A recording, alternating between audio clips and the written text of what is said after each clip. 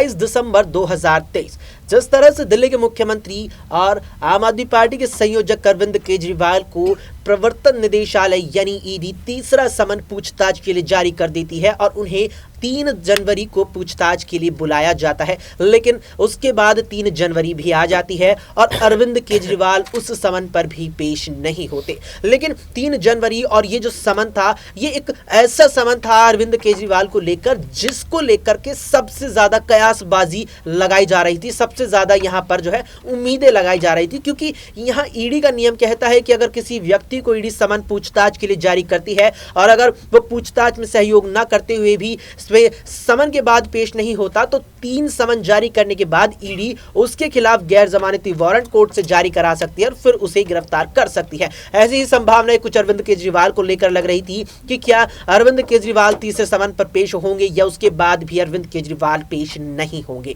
और ये सारी बात यहाँ पर लगातार चलती चली गई। इसके बाद यहाँ पर 3 जनवरी भी आई और अरविंद केजरीवाल इस समन पर भी पेश नहीं हुए। इस बीच यहाँ पर कई ऐसी चीजें हुई जो कहीं ना कहीं इस मामले में दिल्ली की शराब नीति में जो घोटाले के आरोप आम आदमी पार्टी के नेताओं और दिल्ली सरकार के कई नेताओं पर लगे हैं, उसमें जो नेता पार्टी के फंसे हैं वो और भी ज्यादा फंसते नजर आए। ऐसी भी कई चीजें निकल करके सामने आई और ये सारी बात इसीलिए हो रही है क्योंकि बात जरूरी है। नमस्कार, मैं हूं अक्षय अग्रवाल और स्वागत है आप सभी का हमारे इस खास पेशकश में। हमारे साथ हमारे सहयोगी दिनेश हैं। दिनेश से बात करेंगे इस पूरे मुद्दे पर। दिनेश, सबसे पहले ये मेरा सवाल आपसे यही रहेगा कि जिस तरह से 3 जनवरी रही, 3 जनवरी तीसरा समन और तीसरा समन के बाद गिरफ्तारी बनती है, लेकिन गिरफ्तारी अभी शायद ईडी ना करे अरविंद केजरीवाल की, क्योंकि मुख्यमंत्री को गिरफ्तार करने के कई प्रावधान हैं। ऐसे में सवाल यही रहेगा, क्या ईडी जानबूझकर के केजरीवाल को फंसाना चाह रही है? क्योंकि मुख्यमंत्री की गिरफ्तारी के प्रावधान कहते हैं कि ईडी गिरफ्तार कर सकती है मुख्यमंत्री को भी, लेकिन तभी करेगी अगर उसके बाद पूरे पुख्ता सबूत हो कि मुख्यमंत्री मामले में पूरी तरह से लिप्त है। लेकिन ईडी गिरफ्तारी के लिए नहीं बढ़ रही है, क्या फंसाया जा रहा है? बिल्कुल, और ऐसा ही लगता नजर आ रहा है क्योंकि कोई पुख्ता सबूत यहाँ पर नहीं लगा है। अरविंद केजरीवाल पहले भी कह चुके हैं कि मैं उस विभाग का जो है मंत्री नहीं था जिस विभाग का ये सारा मामला सामने आया है, और एक तरीके से ईडी यहाँ पर जो है बदले की राजनीति कर रही है। सरकार के जो राजनीति से प्रेरित होकर यहाँ पर जो है पूरा का पूरा ये षड्यंत्र रचा जा रहा है और 3 समन भेजे जा चुके हैं। तो तीसरे समन पर भी केजरीवाल यहाँ पर ईडी के सवालों का सामना करने के लिए पेश नहीं हुए। इसी बीच उन्होंने ये भी कहा कि यदि देश के लोगों की भलाई के लिए जो आदमी काम करता है, जो नेता काम करता है, उसके खिलाफ सरकारें कार्यवाही करती हैं और जो नेता भ्रष्टाचार करता है उसके खिलाफ कोई कार्यवाही नहीं होती। तो केजरीवाल का कहीं ना कहीं यही साफ कहना है कि मैं इस पूरे मामले में शामिल ही नहीं हूं, तो फिर मेरी पूछताछ और मेरे से जो है बार बार मेरे खिलाफ समन क्यों जारी किए जा रहे हैं। फिलहाल आपको बता दें कि यहाँ से अक्सर जिस तरीके से अरविंद केजरीवाल के खिलाफ जो तीसरा समन जारी किया गया था, उस दौरान लग रहा था कि यहाँ से अरविंद केजरीवाल ईडी के सामने जाएंगे, लेकिन उन्होंने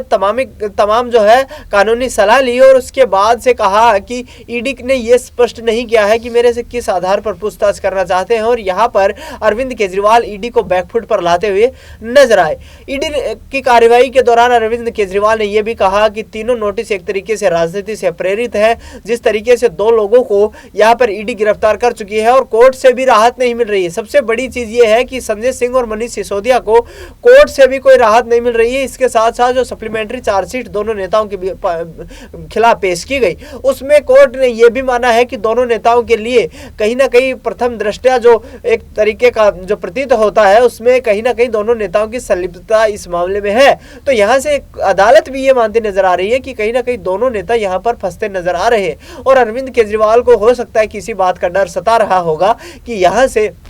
ईडी जो है वो उनको गिरफ्तार करने के लिए तमाम कोशिशें कर रही है, और इसका नतीजा ये होने वाला है कि आगामी 2024 के लोकसभा चुनाव में यहां से अरविंद केजरीवाल जो है जेल के सलाखों के पीछे रहे और अपनी पार्टी की गतिविधियों को आगे ना बढ़ा सके। बिल्कुल, यहाँ पर उस बीच आपको बता दें कि ईडी ने जिस तरह से समन अरविंद केजरीवाल को अब तक जारी किए हैं, ये पीएमएलए की धारा 50 के तहत है, क्योंकि पीएमएलए यानी कि prevention of money laundering act की धारा 50 के तहत प्रवर्तन निदेशालय एनफोर्समेंट डायरेक्टोरेट यहाँ किसी भी शख्स को जो है समन जारी कर सकता है, चाहे पूछताछ के लिए हो या यहाँ पर अन्य किसी मामले को लेकर हो। लेकिन इस सब के बीच जिस तरह से अरविंद केजरीवाल का जिक्र आ रहा है, ऐसे में संजय सिंह को बिल्कुल नहीं भुलाया जा सकता। जिस तरह से संजय सिंह की 4 अक्टूबर को गिरफ्तारी हुई, हुई थी और उसके बाद अब करीब 4 ही महीने ऊपर होने को आए हैं संजय सिंह की गिरफ्तारी को लेकर के और कुछ भी राहत उन्हें इस मामले में मिलती नजर नहीं आ रही है। और इस बीच यहां पर दिल्ली में जिस तरह से 3 राज्यसभा सीटें आती हैं उन पर भी यहां कुछ ही दिनों में चुनाव होना है।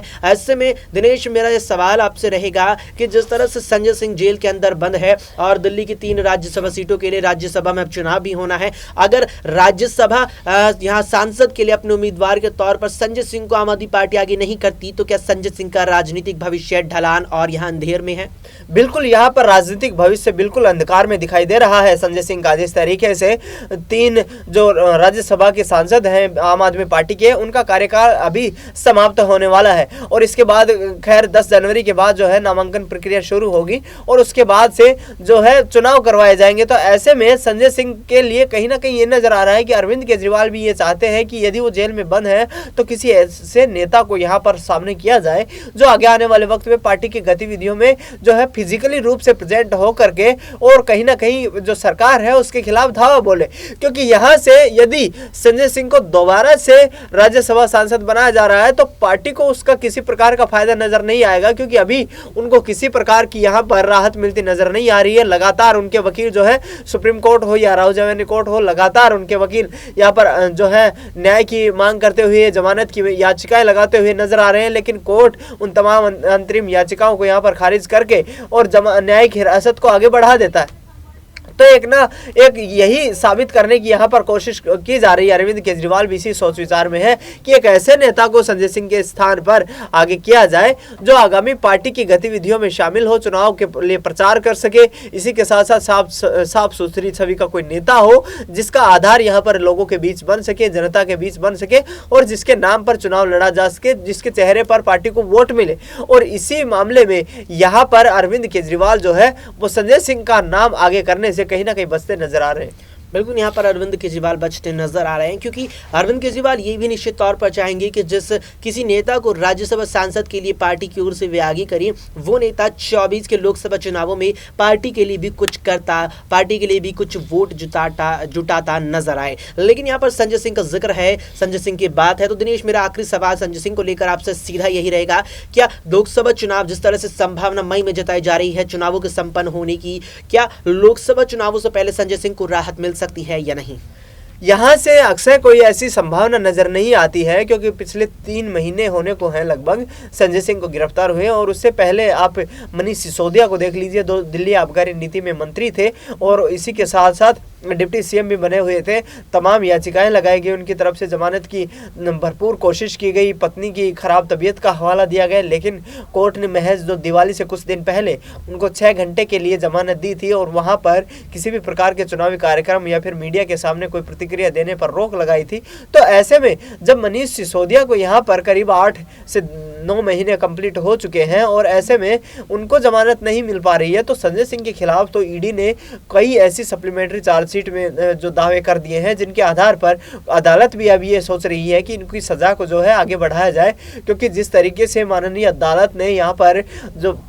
सुनवाई करते हुए कहा कि जो चार्जशीट में आरोप लगाए गए हैं उनमें संजय सिंह की संलिप्तता देखी जा सकती है और ऐसे में यहां से संजय सिंह का पूरा जो सियासी करियर है वो अंधकार में नजर आ रहा है। 2024 के लोकसभा चुनाव बिल्कुल सिर पर हैं और यहां पर पिछले दिनों जिस तरीके से विधानसभाओं के चुनाव हुए वहां पर भी आम आदमी पार्टी का कोई खास करिश्मा नहीं हुआ। तो यहाँ से 2024 के लोकसभा चुनाव में विशेष तौर पर 20 सीटें, जो 13 सीटें पंजाब में हैं, 7 सीटें दिल्ली में हैं, उन पर आम आदमी पार्टी का फोकस है और यहाँ पर यदि संजय सिंह बाहर नहीं आ पाते हैं तो ये पार्टी के लिए बड़ा झटका होगा। बिल्कुल बड़ा झटका होने वाला है। और जिस तरह से हमारे सहयोगी दिनेश का साफ तौर पर कहना है कि पंजाब की 13 और दिल्ली की 7 यानी कि कुल मिलाकर इन 2 राज्यों की 20 लोकसभा सीटों पर आम आदमी पार्टी की पूरी तरीके से नजर है और पार्टी का कहीं ना कहीं लक्ष्य ये रहेगा कि वो 12 से ज्यादा सीटें जीत करके चले, जिससे वो लोकसभा में भी अपना जो प्रतिनिधित्व है उसे और भी ज्यादा मजबूत कर सके। इस पूरे मामले पर आपकी क्या कुछ राय है? क्या आम आदमी पार्टी मुखिया दिल्ली मुख्यमंत्री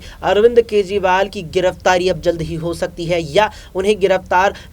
मुख्यमंत्री को गिरफ्तार करने के प्रावधान उनके चलते उनकी गिरफ्तारी पर संशय बना रहेगा? क्या ईडी उनसे दूरी बनाए रखेगी? इस पर आपकी क्या कुछ राय है? हमें कमेंट बॉक्स में कमेंट करके जरूर बताएं। फिलहाल के लिए इस पेशकश में इतना ही। देश और दुनिया की तमाम खबरों के लिए आप देखते रहें SPN 9 न्यूज।